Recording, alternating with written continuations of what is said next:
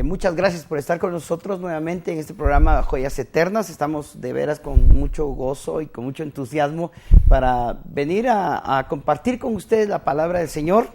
Y pues queremos decirle que es un gusto si usted tuviera alguna pregunta, alguna necesidad, pudiera usted hacer una llamada o hacer algún comentario. Los teléfonos van a salir ahí en su pantalla para que usted pueda comunicarse con nosotros y usted pueda también compartir con nosotros, ¿verdad? Si tuviera algún comentario, alguna duda, podríamos nosotros responderle. En el programa pasado estuvimos hablando acerca de la predestinación, cómo la predestinación es una marca de antemano para un destino, hacia cosas, hacia acontecimientos y hacia personas.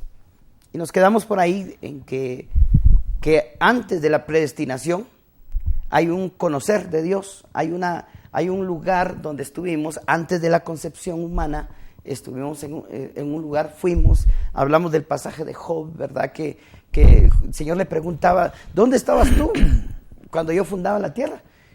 O sea que todavía la tierra no era, y Dios le estaba preguntando a Job, ¿dónde estabas tú?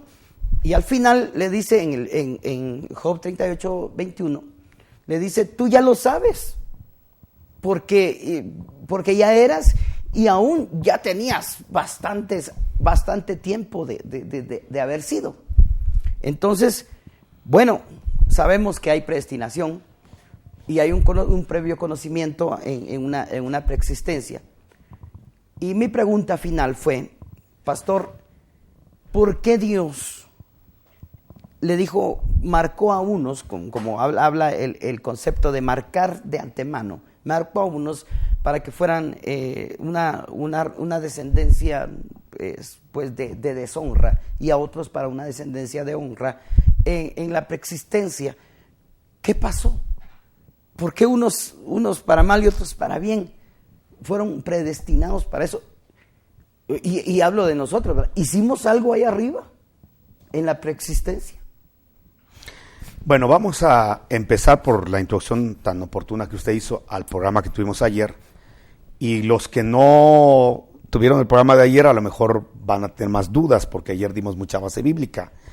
Entonces sería bueno que pudieran adquirir el programa en nuestras instalaciones para que podamos darle copia de este mensaje y poder estudio y poderlo con las bases bíblicas analizar a la luz del Espíritu.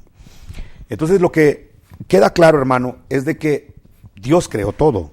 Dios es el único creador, no hay otro creador. Claro. Entonces dice Colosenses capítulo 1 que Dios hizo mundos visibles y mundos invisibles. Desde luego, como le está hablando a los hombres, hay mundos visibles al ojo humano y hay mundos invisibles al ojo humano. Le voy a poner un ejemplo. Los querubines viven en la tierra o visitan la tierra. Entonces la respuesta es clara. Los querubines no viven en la tierra, aunque hacen incursiones a la tierra. Le voy a poner un ejemplo. Dice que mandaron a Gabriel para que le diera un mensaje a un terrícola que se llama Daniel. Entonces, ¿de dónde venía ese ser? Ese ser no vivía aquí. Ese ser venía de esferas, de un mundo invisible, y venía a la tierra para darle una explicación escatológica a Daniel. ¿Qué sucedió? Cuando pasa por la frontera, donde hay principados y potestades, dice que lo arrestaron. Y tenía 21 días de arresto, hasta que de plano le robaron todo menos el celular. Entonces hizo una llamadita por ahí, y por favor ayúdenme que estoy aquí encerrado. Y llegó Miguel tampoco vive en la tierra. Entonces cuando recibe la información, viene Miguel y le abre una brecha para que Gabriel pueda venir. Entonces, ¿qué estoy probando con esto? Que hay dominios, hay mundos invisibles al hombre donde moran los querubines. Hay un mundo de ángeles, hay un mundo de serafines, hay un mundo de santos, hay un mundo de vivientes, hay un mundo de dioses. Dios creó mundos visibles e invisibles al ojo humano. El hecho de que no los veamos no quiere decir que no existan. Exactamente. Pero sí hemos tenido durante la historia de la humanidad y de la Biblia incursiones de esos seres extraterrestres a la tierra. Por favor, que nadie va a salir hablando de que estamos hablando de ovnis y todo, porque a veces tergiversan nuestras palabras para poder desacreditar el evangelio y la palabra de Dios. O que ellos usan celular, ¿verdad? O sea, así es un decir, bueno. Ya van a decir que estamos diciendo que hay tecnología celular allá en los querubines. Bueno. Entonces, la situación, como pensar que el reino de los cielos es semejante a un grano de mostaza, que el cielo es un grano de mostaza. Bueno, la situación está, que lo que quiero hablar ya con seriedad, es que en esos mundos invisibles, Dios tiene también mundos para espíritus. Por ejemplo, dice que aquí en la tierra había un problema. Hay un rey que Dios ya quiere matar, eliminar. Entonces dice Dios, ¿cómo hago para matar a ese rey? No que Dios, no tenga soberanía ni creatividad. Lo que pasa es que si Dios crea y delega, le da la oportunidad a la gente para que se desarrolle, o a los seres para que se desarrollen. Entonces viene Dios y se sienta con su corte, una corte donde hay espíritus, un mundo de espíritus. Y les dice, ¿saben qué? Quiero eliminar a un rey ahí abajo. Creo que era Josafat. Entonces, ¿cómo le hago? Entonces dicen que unos opinaban de una forma y otros opinaban de otra. Hasta que sale un chaparrito por ahí y dijo, yo sé cómo vamos a matarlo. Yo tengo una propuesta. ¿Por qué no voy yo y me meto en la boca de sus profetas? Y aquí con mis compañeros vamos a hacer espíritu de mentira en la boca de sus profetas. Y entonces vamos a profetizar con una unción que aquel se va a electrizar cuando nos oiga profetizar, pero vamos a profetizar mentiras para que él sea inducido a ir a la guerra y ahí lo matemos. ¿Y sabe qué dijo Dios? Mira, estás muy chispudo. Vamos a hacer una cosa, hazlo así y lo vas a lograr. Lo autorizó Dios. Y entonces vino con su corte y le decían al rey, así dice Jehová, ve a la guerra porque de cierto ganarás. Y aquel sentía los calores pentecostales, se fue a la guerra y lo mataron. ¿Me explico? Ahora, no voy a explicar todo esto qué significa, solo estamos diciendo que entonces Jehová llegó a un mundo de espíritus. Y ahí el Señor decidió cómo eliminar a uno. Ese es un mundo invisible. Y así podemos citar cantidad de ejemplos, hermano. Mire, el que lee la Biblia sabe lo que estoy hablando. Y los que no, pues que la lean, va. Entonces sí hay mundos visibles y mundos invisibles. En un mundo invisible fuimos nosotros los espíritus creados.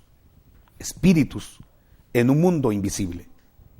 Y el Padre de nuestros espíritus, que es Jehová, nos creó para estar en ese mundo espiritual. Ahí nos discipuló. Claro, Dios siempre usa delegados. Siempre Dios delega. Si algo he aprendido yo de Dios, es que Él siempre delega. Entonces, allá en ese mundo espiritual, nos discipularon. Juan capítulo 6, había gente que no creía en Jesús. Entonces Jesús les dijo, miren, ya cálmense. Miren, nadie viene a mí si mi Padre no lo trae. Así que ¿para qué hablamos tanto? A Jesús no le daba problema que la gente no creyera en Él. Le daba igual si creía o no. Él predicaba, Él enseñaba y cada quien tomaba decisiones. Pero cuando veía gente reacia que a pesar de ver señales, milagros, prodigios, maravillas, oyendo la mejor palabra y las mejores explicaciones, no se convertía, Jesús no se alteraba. Sencillamente entendía, ustedes no son de mis ovejas. Entonces les dijo en Juan 6, miren, no se asombren, yo no me asombro de que ustedes no creen en mí. Y no me asombro porque nadie va a venir a mí si mi Padre no lo trae. Porque está escrito, todos serán enseñados por mi Padre. Es decir, no serán, todos fueron enseñados por mi Padre. Lo pone en pasado. ¿Qué quiere decir esto? Que en ese mundo espiritual todos fuimos discipulados. Y todo el que oyó y aprendió, o sea que muchos oyeron pero no aprendieron, pero todo aquel que oyó y aprendió de mi Padre, ese es el que viene a mí. Los que no aprendieron de mi Padre en la preexistencia, aquí en la existencia no van a venir a mi Padre, aunque vean los mejores milagros y tengan los mejores predicadores. ¿Qué mejor predicador que Jesús? ¿Qué mejor maestro de Jesús? Y ni a Él le creyeron. ¿Por qué no le creyeron? Porque, lo dijo Jesús, oyeron al Padre, pero no aprendieron del Padre. O sea que hubo un discipulado de espíritus. ¿Por qué?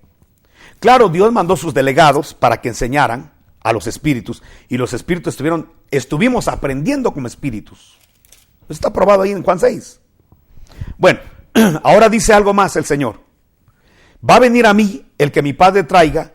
¿Por qué? Porque le ganó el examen en la preexistencia. Entonces usted me hacía una pregunta, pastor, ¿hubo algo para que decidiera que nosotros fuéramos?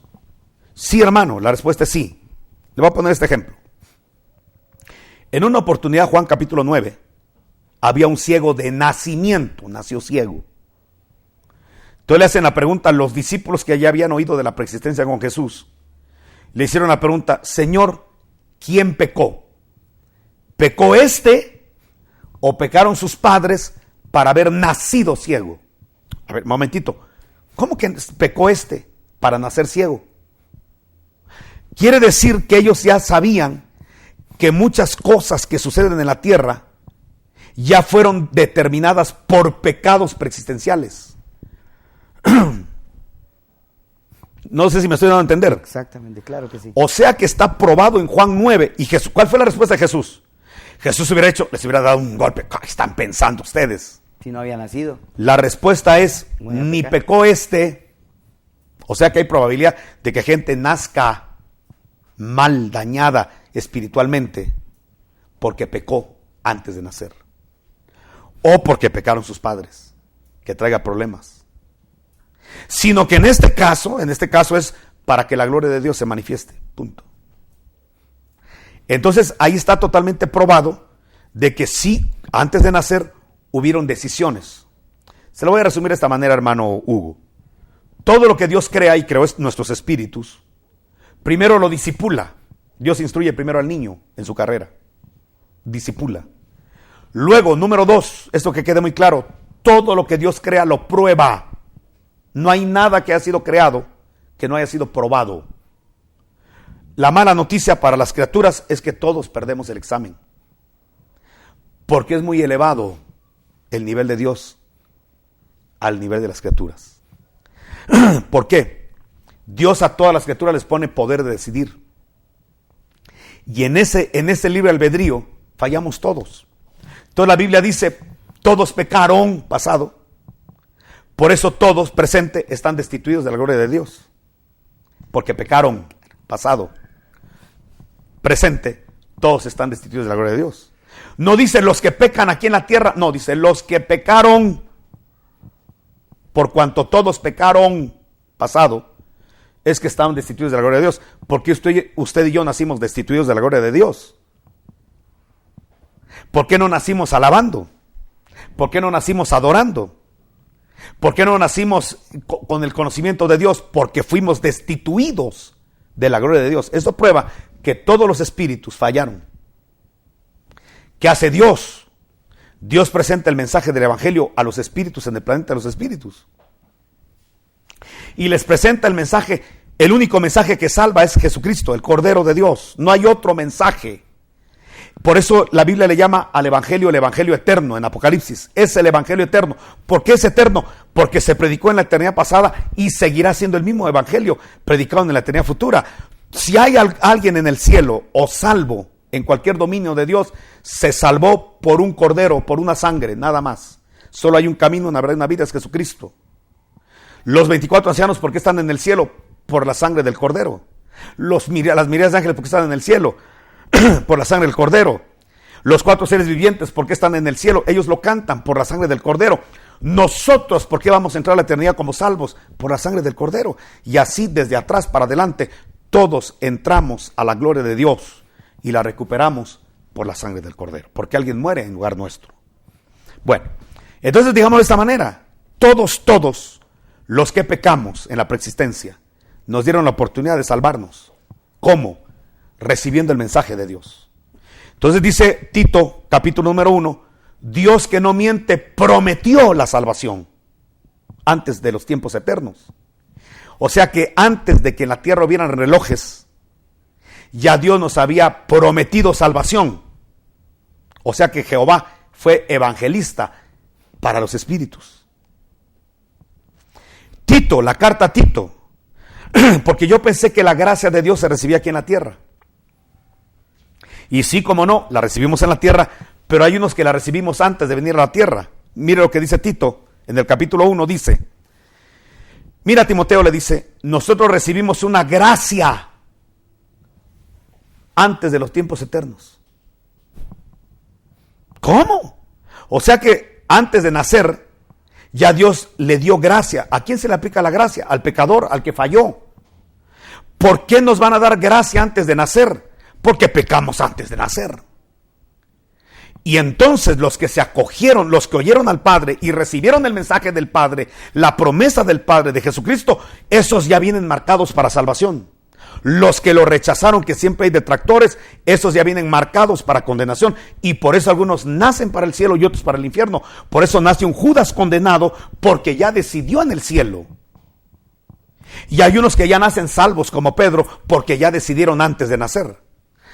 Por eso Jesús dijo en el Evangelio de Juan, capítulo número 4, el Señor estableció con claridad, el que creyere será salvo. El que no creyere ya fue condenado, pasado, ya fue condenado. O sea que hay gente que ya se le abrió un juicio, se le condenó y ya no puede salvarse porque ya fue condenado. Entonces, ¿por qué viene a la tierra? Porque tiene que cumplir una función de vileza. Y si porque ya es salvo, porque viene a la tierra, porque tiene que cumplir una función de honra. Entonces, ahora sí hablamos de los gemelos que usted me preguntó al principio, desde el programa pasado. Todo lo que tengo que decir para llegar a los gemelos. Bueno, comparten el mismo vientre, el mismo papá biológico, la misma mamá biológica, el mismo tiempo de concepción, el mismo tiempo de madurez de 9 meses dentro del vientre de la madre. Pero cuando nacen, porque se peleaban en el vientre, yo voy a ser el primogénito, no, yo soy, y se peleaban en el vientre, que la mamá ya no aguantaba. Entonces, cuando nacen, nació primero Esaú. Entonces, ¿quién ganó la guerra en el vientre? Esaú. Ese le pegó en el vientre a su hermano Jacob. Entonces, Jacob salió noqueado de segundo. Entonces, todos dijeron, Esaú, y luego que era velludo y pelirrojo. El papá lo agarró y dijo, este es mi primogénito, el bendito, el de la herencia. El primogénito era el que tenía la doble porción de bendición. Te amo, Esaú. Le fueron a decir la noticia a Jehová. Fíjate que nació primero Esaú y no Jacob. ¿Cómo? Bueno, pues así será. Pero para que permaneciese la elección de Dios, dice Romanos 9, Dios gritó desde el cielo, momentito, a Jacob amé y a Esaú aborrecí, tiempos pasados. Pues será muy vencedor de vientre, el peludo ese. Pero para mí, Jacob lo amé antes de nacer. Ahora la pregunta es, ¿qué hizo Jacob para nacer amado? ¿Qué hizo Jacob para nacer aborrecido? Porque no se hizo aborrecible en la tierra, sino que antes de nacer ya venía aborrecido. A Jacob amé, a Esaú aborrecí. Eso se dijo cuando nacieron. ¿Me explico? Sí. Y entonces dice Pablo, pero no habían hecho bien ni mal en la biología, como para que Dios haga eso. Entonces, ¿qué pasó? Dios, que no es injusto. A los que antes conoció, aclara Pablo, ya lo había aclarado en Romanos 8. Entonces en el 9 explica. En Romanos 8 dice, a los que antes conoció predestinó. Entonces Dios predestina en base a lo que conoció en la preexistencia. Y en Romanos 9 explica, no habían hecho ni bien ni mal aquí en la tierra y ya uno nació aborrecido por sus decisiones preexistenciales. Y otro nació amado por sus certeras decisiones en la preexistencia. Bueno, qué interesante la verdad, porque eso nos da un poquito más de luz, nos da un poquito más para poder ver un poquito más amplio la Biblia, porque realmente hay cosas que muchas veces no entendemos, ¿verdad? El caso de, por ejemplo, el que creyere será salvo y el que no creyere ya fue. Estas pequeñas palabras, artículos incluso, nos pueden dar mucha luz. Y en este caso, yo entiendo muy bien el hecho de que tuvimos una vida preexistencial. Pastor, también dice acá que a los que conoció, a estos predestinó, y a los que predestinó, a estos justificó. Antes de nacer. Note que todo está en pasado. También la justificación. Sí, hermano, mire, es que por eso hay gente que ya viene a la tierra para ser instrumentos de honra. Le voy a poner un ejemplo, porque esto lo pone Pablo, no lo pongo yo. Romanos capítulo 9, Pablo dice, miren hermanos, Jacob y Esaú no habían nacido, pero ya Dios había marcado a Esaú, ya lo había aborrecido en el pasado. Y Jacob ya venía amado. Entonces dice, pone otro ejemplo, ahora miren a Faraón. Dice que Dios para eso permitió que naciera Faraón. Es más, permitió que ese espíritu naciera en la corte faraónica, que se desarrollara en las artes y la religión de los faraones. Pero dice la Escritura que Dios para eso lo levantó como faraón, porque necesitaba un rebelde. Necesitaba alguien que hiciera resistencia al éxodo, a la salida. Entonces por eso permitió que naciera en un tiempo faraón, que creciera en esa corte, que se volviera el faraón. Y entonces dice Romanos 9, para eso lo levanté, para mostrar mi poder, necesito mostrar mi poder. Entonces necesito a alguien que haga resistencia. Que llegue Moisés y diga, deja ir a mi pueblo, y él diga, no. Pero la Biblia dice en Romanos 9 que quien endureció el corazón de Faraón fue Dios. No que Faraón se endureció. El escritor que es Pablo, tiene muy clara la palabra inspirada diciendo que Faraón endureció su corazón porque Dios se lo endureció. Detrás de esa dureza estaba Dios lo endureció. Entonces vino Moisés y dijo, deje ir a mi pueblo, y Faraón dice, no lo dejo ir. Pero ese corazón fue endurecido. Y Faraón fue levantado porque Dios a quien quiere endurecer, endurece. Y al que quiere ablandarle el corazón, también se lo ablanda. De tal manera que esto no es del que quiere ni del que corre, sino del que Dios tiene misericordia. No sé si me estoy dando a entender. Claro. Entonces, como Dios necesitaba un faraón, levantó a Faraón para que Faraón hiciera la contraparte y entonces Dios pudiera mandar las 10 plagas y glorificarse en Egipto y glorificarse en su pueblo y después sacar a su pueblo, pero necesitaba un vaso de deshonra, alguien que hiciera esa función de vileza, de rebeldía, de dureza, y por eso levantaron a Faraón. Tomaron de espíritus que ya están condenados para que hicieran esa función. Y para tener un Moisés, pusieron un espíritu de los que ya vienen amados en Moisés para que haga la función de honor, de honra, de sacar al pueblo y de tener una vara en la mano y de ejecutar la gloria de Dios. Yo no sé si me voy a meter otro lío, pero hay vasos de honra y vasos de deshonra. Uh-huh. Según lo que entendimos, fuimos probados allá y tomamos una decisión en la preexistencia, uh-huh, ¿verdad? La tierra también tiene una prueba. O sea, porque todos hemos pasado pruebas, ¿verdad? Sean los vasos de honra y los vasos de deshonra. Sufrimos las mismas cosas. Si hay un terremoto, lo sufrimos todos, ¿verdad? Entonces, pero la economía, por ejemplo, la sufrimos todos. ¿Para qué el seguir pasando una prueba o un sufrimiento nuevamente aquí? Y esa es una pregunta. Y la otra es, ¿quiere decir que los vasos de deshonra son instrumentos de Dios para que nosotros podamos pasar una prueba? Hasta el diablo que está probado, que está eliminado, es un instrumento de Dios. Mire, el apóstol Pablo lo dijo de esta manera: en toda casa, en la casa de Dios, en los dominios de Dios, en las muchas moradas de Dios, hay vasos de usos honrosos y vasos de usos deshonrosos, en toda casa. Entonces, mire, vamos a ponerlo de esta manera. Usted tiene su casa, pero tiene utensilios que realmente su uso es deshonroso. Comprar la escoba. Si a mí me dieran a escoger, ¿usted qué quiere ser? Usted va a ser un instrumento de una casa. Lo que menos quisiera hacer yo es la escoba o el cepillo con el que se lavan los inodoros. Yo no quisiera hacer ese utensilio. ¿Se imagina cuando agarra el ama de casa o la persona de mis meses el cepillo? ¿Qué dirá el cepillo? ¡Ah! Y hermano, Pero es necesario tener un utensilio así en la casa. ¿Quién quiere ser el sacabasuras? ¿Quién querría ser el bote de basura? No sé si me explico. Pero en toda casa es necesario este tipo de utensilios. Y también ahí saquen la vajilla especial para cuando vengan las visitas. Tenedores de plata. Ya son instrumentos de honra. Entonces los cuadros, sobre todo si tienen marcos de maderas preciosas, óleos por un pintor reconocido, bueno, en toda casa hay de eso.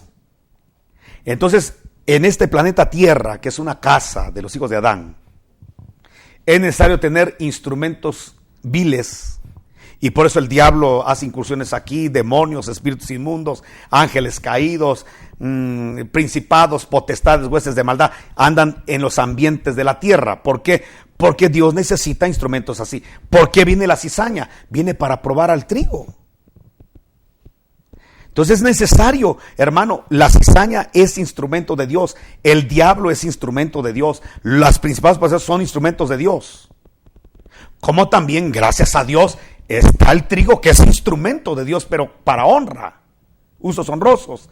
También está la iglesia de Cristo, el Israel de Dios, ángeles, principados, potestades del lado de Jehová, querubines, serafines, santos, vivientes, vigilantes. Hermano, hay un montón de dioses, hay cantidad de seres que hacen usos honrosos y otros viles. Ahora, ¿por qué?